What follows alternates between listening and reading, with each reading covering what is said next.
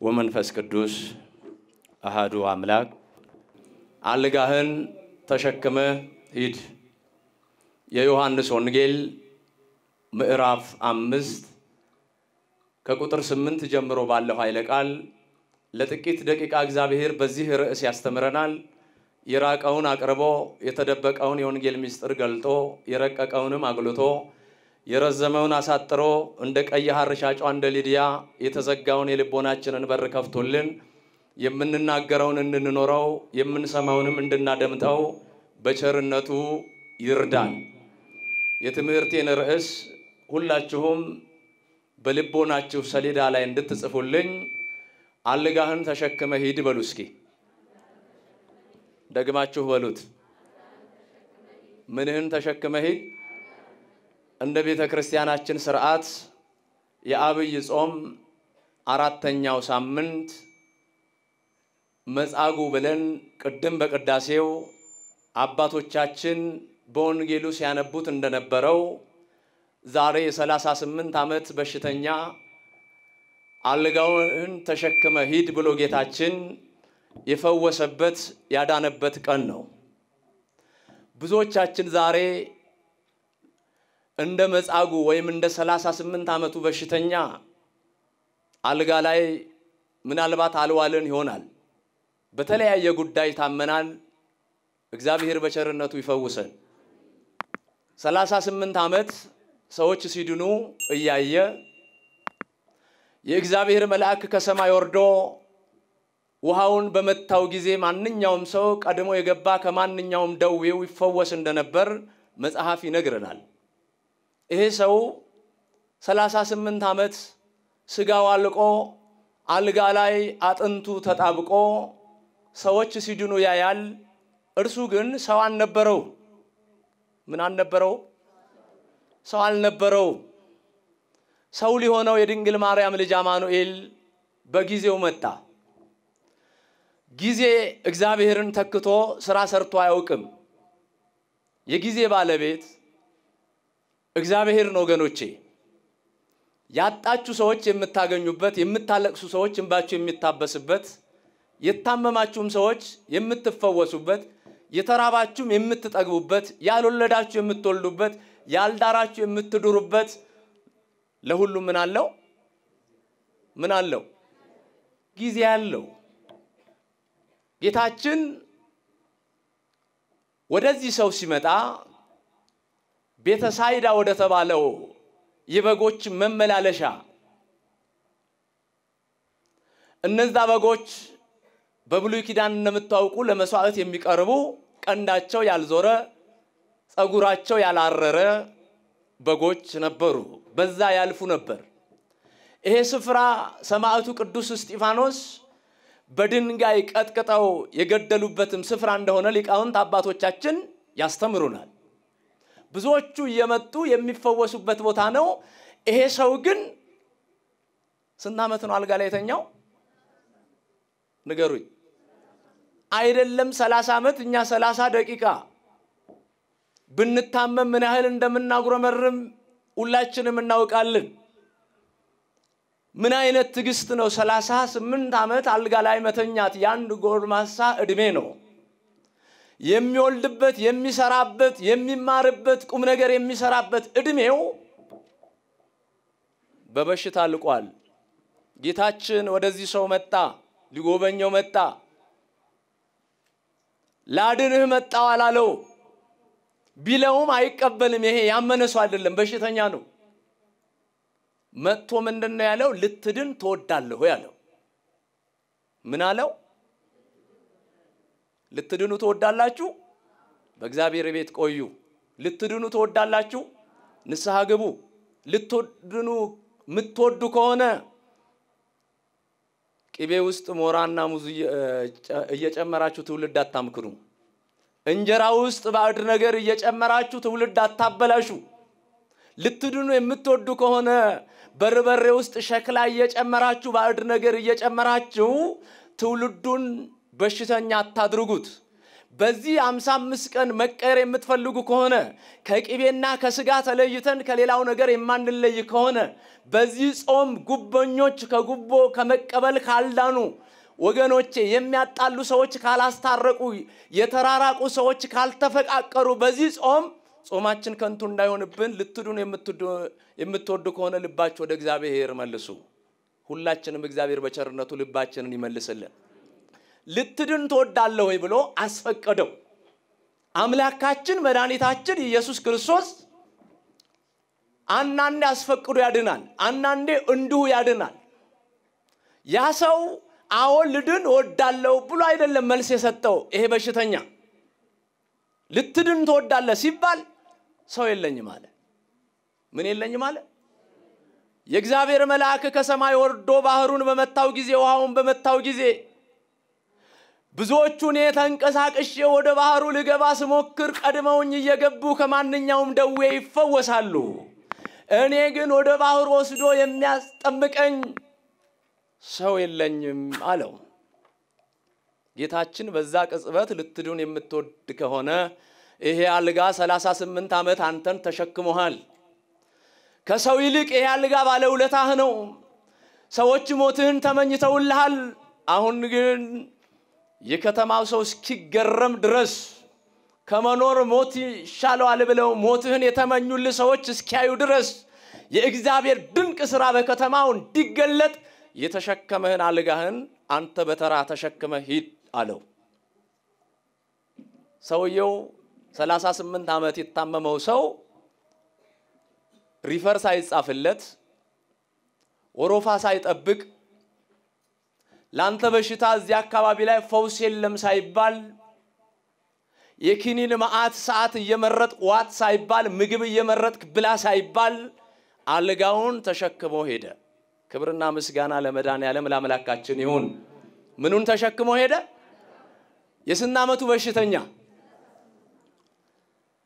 በጣም የሚገርመው ይሄ ሰው አልጋውን ተሸክሞ በሰዎች መካከል ሲሄድ እግዚአብሔርን ከማመስገን ይልቅ እልል ብለው አምላካቸውን ከማመስገን ይልቅ የ38 ዓመት በሽተኛ አልጋውን ተሸክሞ በሰዎች መካከል አለፈ ብሎ ከመደሰት ይልቅ አይሁድ ከፋቸው የዳነበትን ቀን ነበር የሚያጣሩት ሰው ሲድን እሰይ ከማለት ይልቅ ፈሪሳውያን የሚመጻደቁት ፈሪሳውያን ሰውየው የዳነበት ቀን መሽ ነው ይያሉ ክርስቶስን ይከሱት ነበር ሂድ እንደሌሎቹ ገብተ ተጠመቅ አላለው በወደደው መድኃኔዓለም ማዳን ይችላል በዮሐንስ ወንጌል ምዕራፍ 9 ከቁጥር 1 ጀምሮ ስንመለከት ልሙጥ ሆኖ ዱባ ሆኖ የተፈጠረ አንድ ሰው እናገኛለን ያ ሰው እንደዛ ሆኖ የተፈጠረው የእግዚአብሔር ድንቅ ሥራ ሰዎች አይተው እንዲድኑ እንዲመለሱ ነበር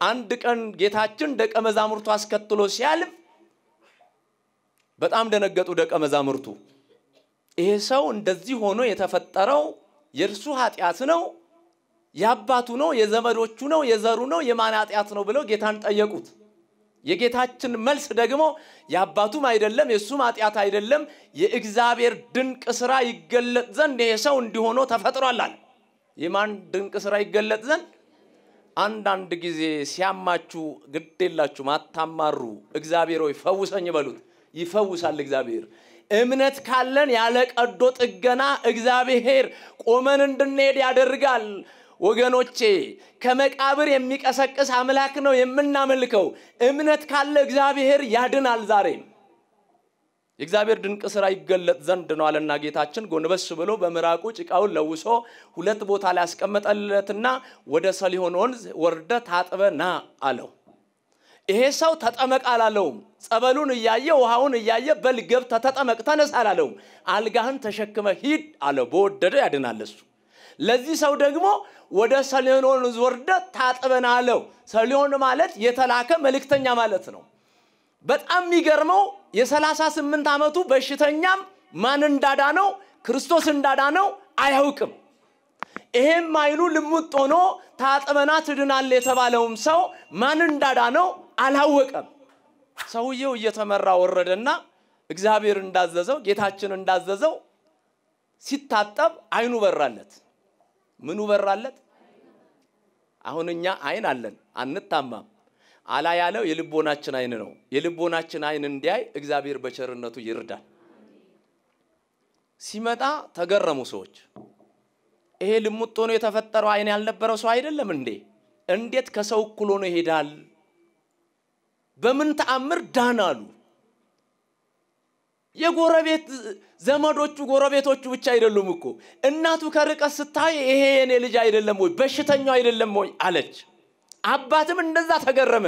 ማን አዳነ ሲሉት ያዳነኝን እኔ አላውቀውም። ታጥበን አለኝ ታጥቤ ስመጣ አየው አለ። አይሁድ ክፎች ናቸው፣ ፈሪሳውያን ክፎች ናቸው። ከድር ሊያባረሯቸው ከአካባቢው ሊያርቋቸው ወደ ምኩራብ ጠሯቸውና ልጃችሁ ማን ነው ያዳነው? በፍጹም አናውቅምኛ። እሱ ሙሉ ሰው ነው። ምን አይነት ሰው ነው? ምን አይነት ሰው ነው? ሰው ሙሉ ነው የሚባለው ጤንነቱ ሙሉ ሲሆን ነው። አይን ሲኖረው፣ እጅ ሲኖረው፣ እግሩ ሲኖረው ሙሉ አካል አለው ይባላል። አሁን እርሱ ሙሉ ሰው ሆኗል።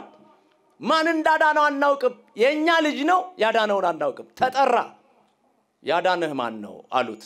ያዳነኝን እኔ አላውቀውም። በጣም አስጨነቁት። ምን ነው ደቀ መዛሙርቱ መሆን ትፈልጋላችሁ? አንተ ድሮም በኃጢአት የተወለድክ ነህ ብለው ከምኩራባቸው አስወጥተው ወረወሩት። ምን አደረጉት? ጌታችን ደጅ ላይ ሆኖ ይሄንን ሰው ይጠብቀው ነበር። እነሱ ሲወረውሩት እርሱ አነሳው። በእግዚአብሔር ልጅ ታምናለህ አለው። አምንበት ዘንድ እሱ ማን ነው? እኔ አላውቀውም አለ። ያዳንኩ እኔ ነኝ፣ አሁንም የማናገር እኔ ነኝ ሲል ለጌታችን ሰገደለት። ክብርና ምስጋና ይግባው። ይሄም በሽተኛ የ38 ዓመት በሽተኛ ሂድ ተጠመቅ አላለውም። አልጋህን ተሸክመ ሂድ አለው። ማን አዳነ ሲሉ ያዳነኝን አላውቅም አለ። ወገኖች ወደ ራሳችን ህይወት እንመልሰው። አሁን በብዙ ነገር ታመናል። ታውቃላችሁ አገራችን እንደ ወተት ትናጣለች፣ እንደ በሶ ትበጠበጣለች። ብዙ ሐዘን፣ ብዙ መርዶ፣ ብዙ ችግር እንሰማለን። በሁላችንም ታመናል። እከሌ ከከሊት የሚባል የለም። ሁላችንም ወደ እግዚአብሔር ከመጸለይ ይልቅ ቤታችን ቁጭ ብለን ምን እንደምንሰራ ምን እንደምናወራ እንዴት እንደተከፋፈልን ብዙዎቻችን እናውቃለን። እግዚአብሔር በቸርነቱ ይፈውሰን። ለሀገራችን እግዚአብሔር ሰላምን ያምጣልን። ስለ መጻጉ ብዙ ጊዜ ሰምታችኋል። ስለ በሽተኞች ብዙ ጊዜ ሰምታችኋል። አሁን እኛ ታመናል። ማን ይፈውሰን? እግዚአብሔር እንዲፈውሰን ልቦናችሁን ክፈቱ። የአንዲት የቤተ ክርስቲያን ልጆች የሆነን ሰዎች እርስ በርሳችን አንከፋፈል። ቋንቋችን ቢለያይ፣ ባህላችን ቢለያይ፣ መልካችን ቢለያይ፣ የእውቀት ደረጃችን ቢለያይ፣ ጾታችን ቢለያይ፣ እኛ ኢትዮጵያኖች ስንት ነን? አንድ ነን። አንድ ምሳሌ ልንገራችሁ። እንቁላል የምትጥለው ዶሮ ነች አይደል? ዶሮ እንቁላል ትጥላለች። የዶሮ እንቁላል ብዙ ጊዜ ምን አይነት ነው? መልኩ ምን አይነት ነው? ነጭ ነው አይደለም? አንዳንዴም ቀይ ሊሆን ይችላል። ያቺ ዶሮ እንቁላል ከጣለች በኋላ 10ም ሊሆን ይችላል 9ም ሊሆን ይችላል። ያቺ እንቁላል ጫጩቶች እንዲፈለፈሉ ትታቀፋቸዋለች። ምኖቹ ነው የምትታቀፈው? እንቁላሎቹ። የጣለቻቸው እንቁላል በድጋሚ ትታቀፋለች። ብዙ ጊዜ ሲቀፈቀፍ ወይም በእናንተ ቋንቋ እንቁላሉ ሲፈለፈል አንድ አይነት ከለር ላይ ኖሮ ይችላል። ጥቁር ዶሮ፣ ቀይ ዶሮ፣ ገብሱማ ዶሮ፣ ነጭ ዶሮ የተለያየ ሊሆን ይችላል። ያ እንዳለ ካንዲት ዶሮ የተገኘው ያ ነጭ እንቁላል ሲቀፈቀፍ ወይም ሲፈለፈል የተለያዩ ዶሮዎች ይወጣሉ አይደለም? ከዛም በኋላ ጫጩቶቹ ጭልፊት መጥቶ እንዳይወስድ እናት በክንፎቿ ምን ታደርጋለች? ትከላከላለች፣ ትጠብቃለች። አንተ ጥቁሩ የኔ አይደለህም፣ አንተ ቀዩ የኔ አይደለህም፣ አንተ ደግሞ ገብሱማው የኔ አይደለህም አትልም እናት። ከሷ የተገኘው እንቁላል ስታቅፋቸው ከጭልፊት ስታድናቸው ሁሉንም አቅፋ ነው። ስለዚህ ሁሉንም አቅፋ ያዘች። ብሔር ብሔረሰቦች አቅፋ ያዘች። አገራችን ኢትዮጵያ ስንት ነች? አንድ ነች። ቋንቋው ይለያያል፣ ባህሉ ይለያያል፣ የተለያየ ነገር ይለያያል። ካንዲት ዶሮ ወደ ቤተ ክርስቲያን ስናመጣ ደግሞ ቤተ ክርስቲያን ጥቁር የለም፣ ቋንቋ የለም፣ ምንም የለም። አምኖ ለመጣ በ80 ቀኑና በ40 ቀኑ ለተጠመቀ ቤተ ክርስቲያን ሁሉንም አቅፋት ይዛለች። ስለዚህ ታመናል። እንፈወስ። እግዚአብሔር በቸርነቱ ይፈውሰን። መጻጉዕ አልጋውን ተሸክሞ ሄደ። ጌታችን አዳነው ምንም እንኳን በኋላ ቢበቀለውም ያዳነኝ እሱ ነው ብሎ በጥፊ ቢመታውም ጌታችን መድኃኒታችን ኢየሱስ ክርስቶስ ምንድነው ያለው ከዚህ በኋላ ደግመ ኃጢያትን አትስራ አለው ኃጢያተኛ ነበር ማለት ነው ሰውዬ ምንን አትስራ አለው ኃጢያት አታድርግ እንዲህ ነበር የሚለው ክርስቶስ ወደሱ ለሚመጡት ገፍትሮ ያስወጣም ነበር ዳግም ኃጢያትን አትስሪ አትበድይ ይል ነበር የአንዲት ሴት ታሪክ እንመልከትና ትምርታችንን እንጠቅልለው ወይም ደግሞ ይብቃል በሉቃስ ወንጌል ምዕራፍ 7 ቁጥር 37 ላይ ጀምሮ የምንመለከታት አንዲት ባለሽቷ የምንላት ሴት እናገኛለን ይቺ ሴት ብዙ ጊዜ ገላዋን በመሸጥ የምትተዳደር ቀን አቶ የተባሉ በቴሌቪዥን መስኮት ላይ የሚታዩ ከረባታቸው ሱፋቸው የሚያምር ቀን በጣም የሚሞገሱ ሰዎች ማታ የሷ ደንበኞች ነበሩ ጨለማን ተገና አድርገው ደንበኞቿ ናቸው ብዙ ዘመን በዝሙት ስትነድ ኖራለች ገላዋን ቸርችራ ኖራለች ግን ሰው የሌለው አንድ ውድ የሆነ የአልባስጥሩ ሽቱ የናርዶስ ሽቱ በአልባስጥሩ ብልቃት ውስጥ ይቺ ሴት ነበራት ከቃሉ ጋር ናችሁ ወይ አንድ ቀን ግን ምን አለች ፊቷን በመስታወት ስታየው ብዙዎቹን የሚያሳስተው ጸጉሯም ሽበት ይወረዋል ውበቷም ያረጃል አፈርነችና ወደ አፈር ትመለሳለች ጌታችን በለምጻሙ በስምዖን ቤት ቀይ ምንጣፍ ተነጥፎለት በእንግድነት እንደተጋበዘ ስትሰማ አንድ እንኳን ወዳጅ ያጣችለት ያ የናርዶሱ ሽቱ ያዘችና ለሚገባው አምላኳ እሷነቷን ሽቱዋን ሳይሆን እሷነታን ለሚፈልገው አምላክ ውድ የሆነው ሽቱ የምትሰጠውን ሰው ያጣችለት ሽቱ ወዳጅ ያጣችለት ሽቱ ይዛ ወደ ስምዖን ቤት ገሰገሰች ላትመለስ ብልቃቱን ሰበረች ላዩ ላይ ሽቱን አፈሰሰች ሳትሳሳ ከእግሩ ስር ወደቀች እነ ይሁዳ ደግሞ የወደቀችዋን ሴት ሳይሆን አፍንጫቸው ያንን ውድ የሆነውን ሽቱ ጠረኑ ሸቷቸዋል እነሱ የሚያዩት ሽቱ ነው ጌታችን ደግሞ የሚያየው ኃጢያተኛዋን ሴት ነው በእውነት ማን እንደሆነች ቢያውቅ ኖሮ ይቺ ሴት እኮ በደለኛ ነች ኃጢያተኛ ነች እንዴት ከእግሩ ስር ስትወድቅ ዝም ይላታል አሉ ጌታ ሁለት ምሳሌ መሰለ አንድ ባለጠጋ ላንዱ 500 ዲናር ላንዱ 50 ዲናር አበደረ ባለጠጋው ቸር ነው ሁለቱም ባለዳ መክፈል አቃታቸው ቸር ስለሆነ ለሁለቱም ተወላቸው ስምዖን አብዝቶ ለማን ተወለት 500 ዲናር ለተወለት እቺ ሴት ብዙ በድላ ነበር አንተ ወደ ቤት ከገባው ጀምሮ ለግሬ ውሃ አቀረብክልኝም እርሷ ግን ሽቱን ሳትሳሳ ላይ አፈሰሰችው በፀጉሯ እግሬን እንዳበሰችኝ በእንባዋም አጠበችኝ ኃጢያቷ ይቅር ተብሎላል አለና ብድግ አድርጎ አንስቶ ልጄ ሆይ ከዛሬ ጀምሮ ዳግም ኃጢያትን አትስሪ አሁን ግን ይቅር ተብለሻልና በሰላም ወደ ቤትሽ ሂጂ አላት ክብርና ምስጋና ይግባው በሰላም ወዴት ሂጂ እግዚአብሔር ይሄንን የምስራች ለሁላችንም ያሰማን አልጋህን ተሸክመ ሂድ በሉ እስኪ የእግዚአብሔር ቸርነት የእመቤታችን አማላጅነት የቅዱሳን መላእክት ፈጣን ተራዳይነት የአባቶቻችን ጸጋና በረከታቸው ድል የማትነሳ ጥርጥር የሌለባት ንጹህ ኦርቶዶክሳዊት ተዋህዶ ሃይማኖታቸው ለሁሉ ጊዜም በእኛ ላይ ጸንቶ ይኑር ወስብሐት ለእግዚአብሔር